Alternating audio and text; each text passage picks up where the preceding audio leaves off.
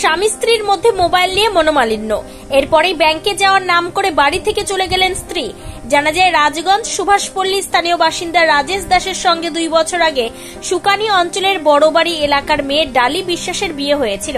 স্বামী রাজেশের অভিযোগ, অভাবে পরিবারের সবাইকেই কাজের সূত্রে বাড়ির বাইরে থাকতে হয়। তিনি থাকেন দোকানে এবং রাজেশের বাবা মা দিনভর বাইরেই কাজ করেন। সেই সুযোগে বাড়িতে মোবাইল ফোন নিয়ে দিনভর ব্যস্ত থাকে স্ত্রী এবং রাজেশের দাবি মোবাইল ফোনে কারোর সঙ্গে যোগাযোগ ছিল তার। তাই ঘটনার কদিন আগে মোবাইল ফোন দেখতে চাইলে সে নিয়ে দুজনের মধ্যে মনোমালিন্য হয়। গত শনিবার ফাটাপুকুরে ব্যাংকে যাওয়ার কথা বলে বেরিয়ে তারপর থেকে আর কোনো খোঁজ নেই। এই ব্যাপারে রাজগঞ্জ থানায় লিখিত অভিযোগ দায়ের করা হয়েছে। বাড়িতে মায়ের জন্য কান্নাকাটি করছে 1 বছরের ছেলে। 5 দিন হয়ে গেলেও এখনো কোনো খোঁজ নেই। এদিকে রাজেশের বাবা মা অর্থাৎ ডালির শ্বশুর শাশুড়ি বলছেন, স্বামী স্ত্রীর মধ্যে মোবাইল ফোন নিয়ে মনোমালিন্য। দিনে বাড়িতে আমরা কেউ থাকি না, সেই সময় নাকি মোবাইল ফোনে অন্য কারোর সঙ্গে কথা বলতো।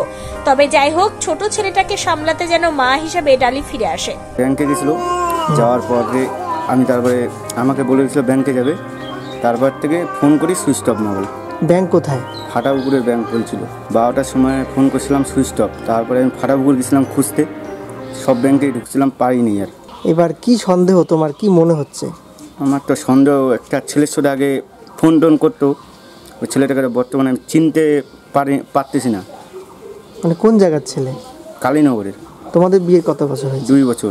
রান্না করতেছে, ও তো রান্না ভাত বসাতে চলে গেছে। তা আমি হচ্ছে কি, তুমি কোথায় যাবো? বলে ব্যাংকে যাবো। ব্যাংকে বললো কি, ব্যাংকের থেকে আমি 1 ঘন্টা পর চলে আসবো। বাচ্চাটাকে আমার কাছে রাখিয়ে চলে গেলো, এমন করে চলে গেছে। আমি যে চলে আসবো মানে রান্না আমি করলাম।